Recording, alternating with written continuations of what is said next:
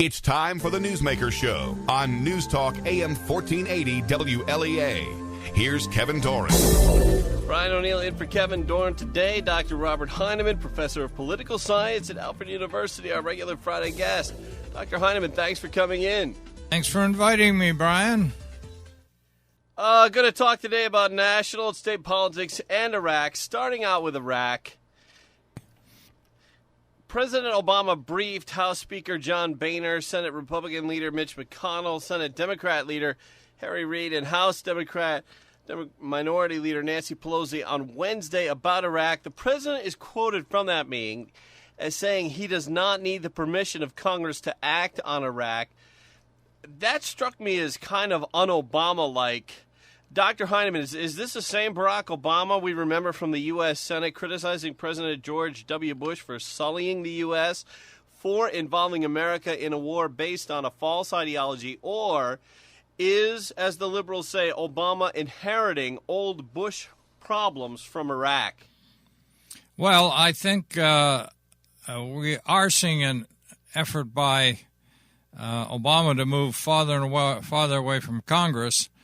And I guess to get just a little off the subject here, which we may get back onto in a minute, if I were running for the U.S. Senate and I were running as a Republican, I would certainly make the point that it's absolutely critical, if you are not supporting President Obama and his policies, that it's essential that we have a Republican majority in the U.S. Senate.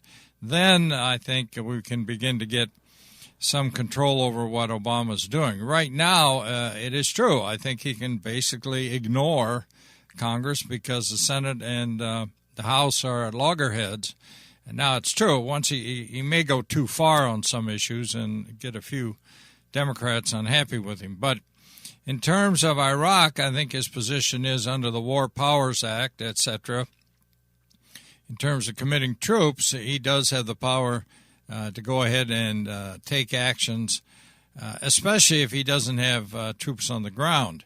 Now, I think looking at Bush, Bush was reasonably careful in terms of making sure that Congress was behind him on some of the efforts he took in the Middle East and in other places.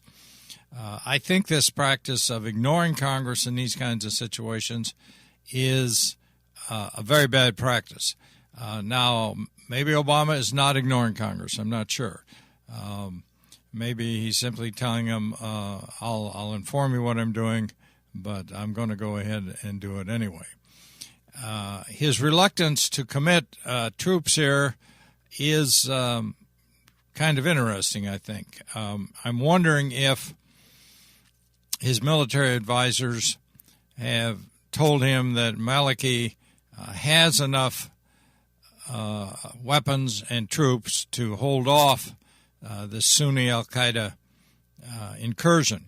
It may be that Obama is simply waiting for Maliki to get his act together here and thinking that eventually the Shiites and perhaps the Kurds and Iranians will be able to bring things under control. I doubt that they will, but they may well slow this Sunni effort down. So I don't know what kind of intelligence information the president has, and he probably shared some of that with the congressional leaders, which is, of course, certainly appropriate.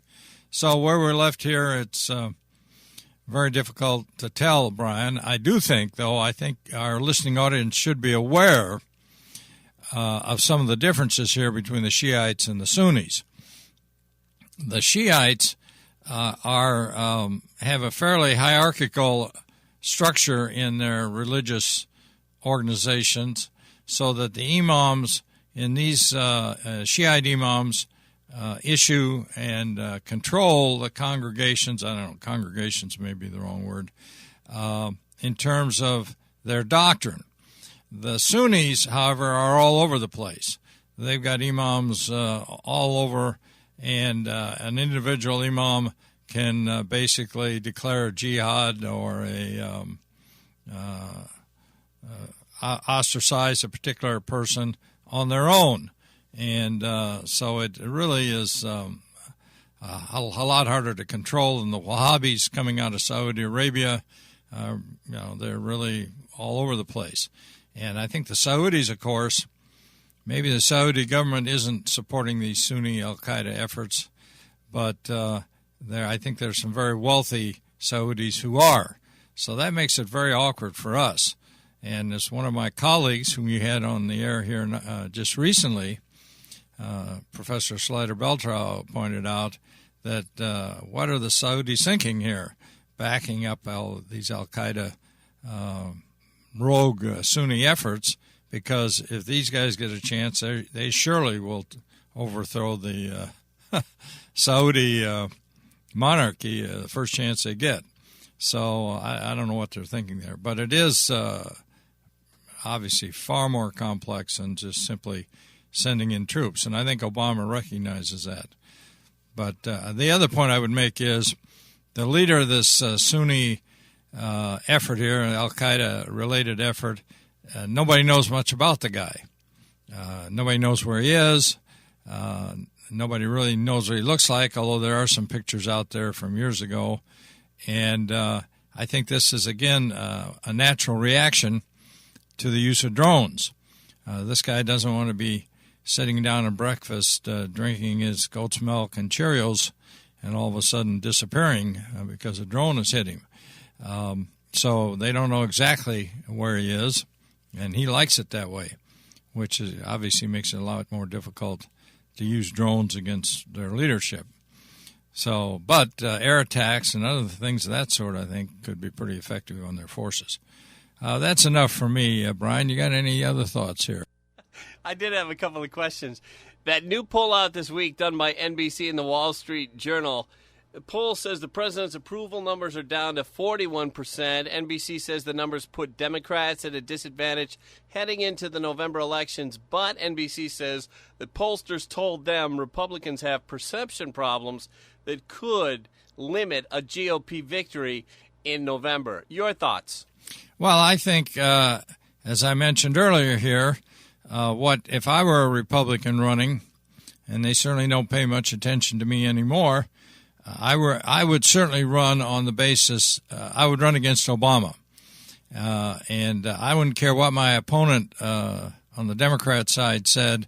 I would continually make the point that if you're voting for him, you're voting for Obama. If you're voting for him or her, you're basically telling the president that you support him and he should continue to do what he's doing or not doing. And I think that would be a very good Republican approach. This whole perception thing, of course, is the effort of the Democrats to try to portray the Republicans as anti-gay, anti-woman, anti-poor.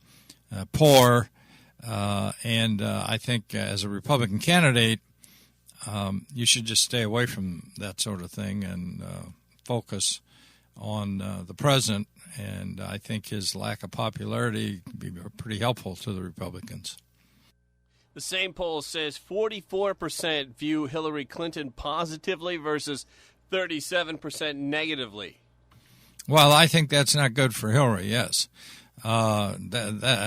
Negative ratings that high for someone who really isn't even in office are not good. And her last week or so, I think, has not been particularly successful with this new book she's launched, which doesn't seem to be selling particularly well. I think she's carrying, again, a lot of baggage, some of which has gotten her in trouble already. And I think the bigger point is that I think people are just tired of her. And I don't know how long you can continue to see Hillary on the talk shows and making comments of one sort or another without just finally switching to the Big Bang Theory or something of that sort to watch. However, this whole Benghazi thing obviously could change the whole orientation toward Hillary. I mean, she may be forced to get involved. Now, I was watching, I think, Wednesday night on Fox, segments of the interview with her where Brent Baer asked her, where were you that night? Where was the president? And what was interesting, and nobody picked up on this, since the Benghazi affair, President Obama's whereabouts for about 12 hours, so nobody knows where he was. And she says, basically, first of all, she wasn't in the White House, so that's a point, I think, of some relevance. But she says that Panetta, Donnellan, and 3 or 4 others were closeted in the White House, and the president was watching this closely. Well, why hasn't anybody spoken up? Why hasn't Panetta or Donlin or someone else said, well, yeah, we were with the president during this? None of them have said anything of that sort. So I'm thinking that maybe Hillary has been misled on this. I'm not certain anybody knows where the president was during that 12 hours. Does the arrest of the Benghazi suspect this week help the Democrats get the GOP off their back on Benghazi? No, not at all. But I do think it does have the merit. If we bring this guy back, now, again, this is going to be interesting. Obviously, maybe by now he's been given his Miranda warnings, which he must be sitting there shaking his head at. But obviously he's been questioned at some length before they've gotten him over this country. Now, that evidence cannot be used against him in an American court of law. But they may feel they have enough evidence without his actual confession to convict him, and they may have. If that's the case, that in many ways is a very good thing, because what's good about it, and I think this is the way Holder looks at it, is that you can do all the killing and massacring you want. Our system continues to work. We'll bring you here, we'll bring you back here, and we'll try you, and we'll convict you. Now, whether they end up convicting him or not, I mean, this could get really embarrassing for the Obama people if they get him in court, and in fact, he ends up getting acquitted. That could be a real embarrassment. This week in the news, and we're moving on to the IRS story now, Politico broke a story about how Lois Lerner's computer hard drive was taken out of the computer, her IRS computer, and they say thrown out on Politico. Your thoughts there? Well, this really is just an egregious transgression of the law. And I think there are clear laws against doing that. I don't know how far Congress can push this. Once again, Congress is, again, at stalemates. The Democrats in the Senate obviously will oppose any attempt to bring in special counsel, etc. But I think back to the Nixon administration when there was this big concern about, what was it, 14 minutes or 12 minutes were missing on the Nixon tapes. And now you have the IRS under Obama. They just throw out all the tapes and may well go scot-free because of that.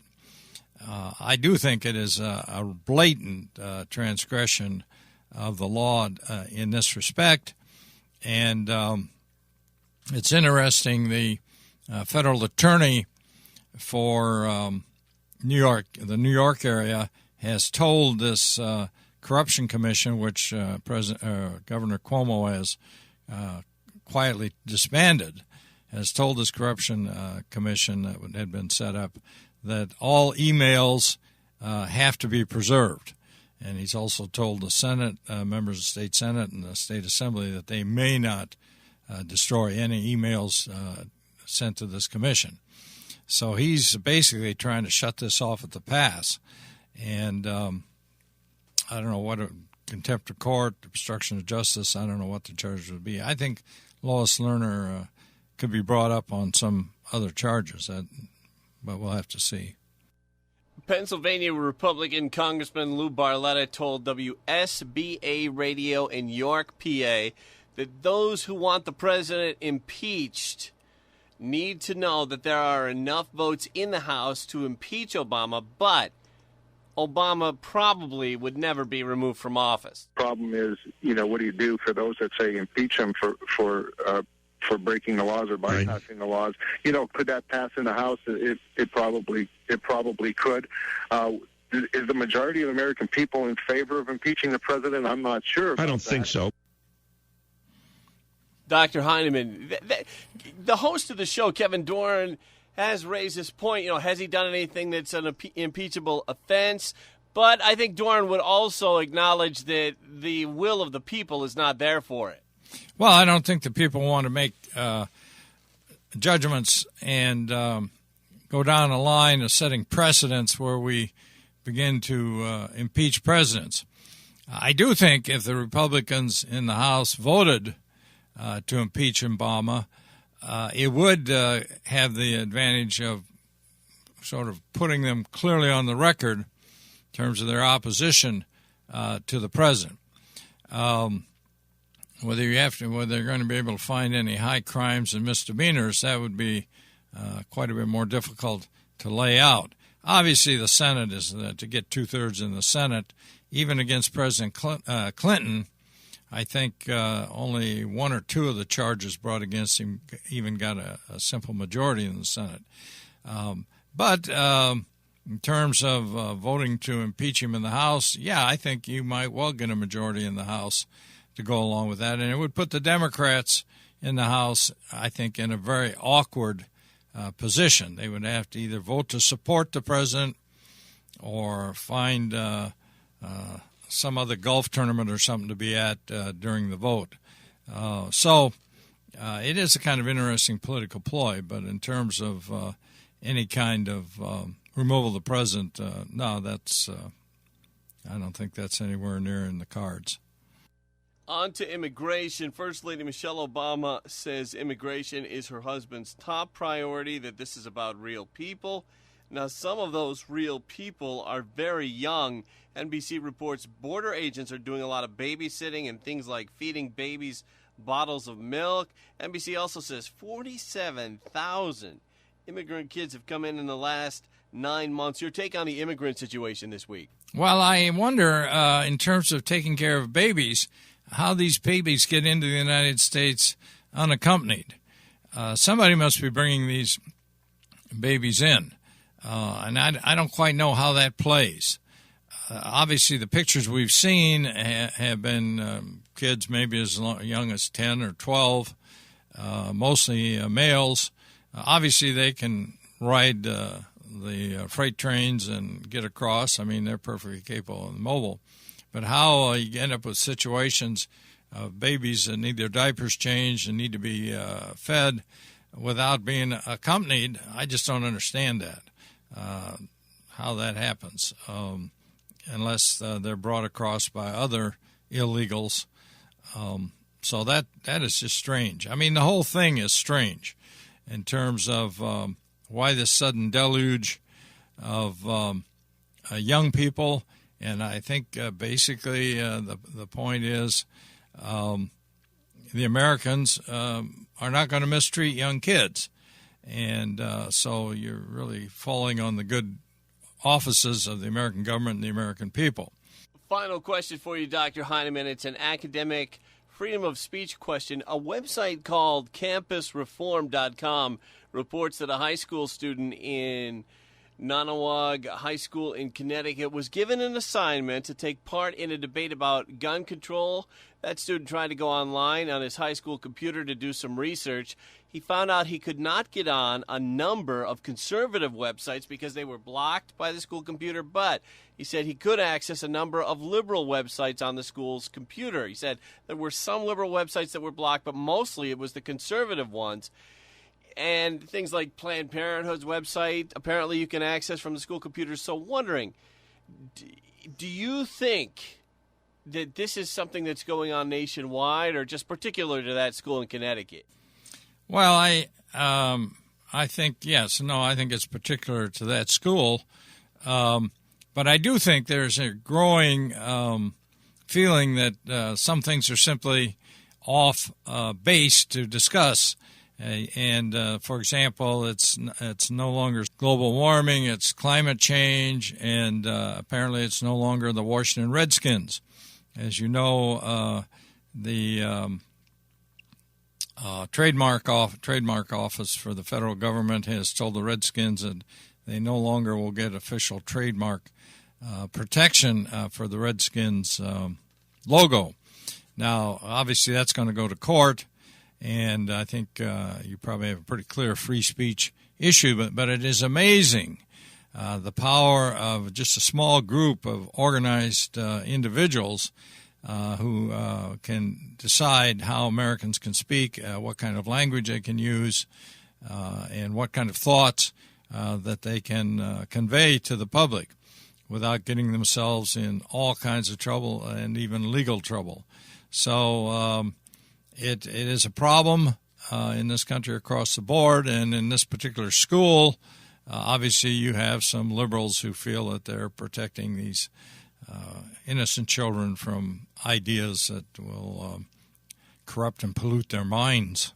He said the student claimed on his school website he could not get on the NRA's website, and he was looking for their side of the story. Yeah. Well, I guess that would be a legitimate, if you're going to debate an issue, you'd probably want to know both sides. Yeah.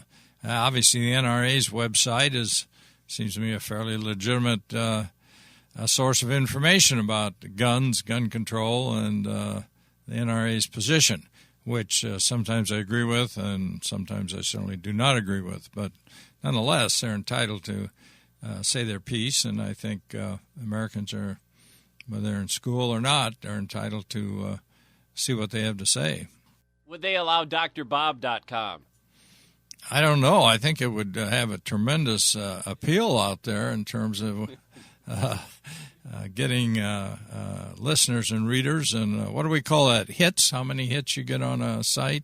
That's right. Yeah. Well, it could overwhelm the broadband. I don't know. Let that idea slide, Brian. Thanks. So, Dr. Robert Heineman, thanks for joining us this week. Thank you, Brian. NBC is next. NBC is next. NBC is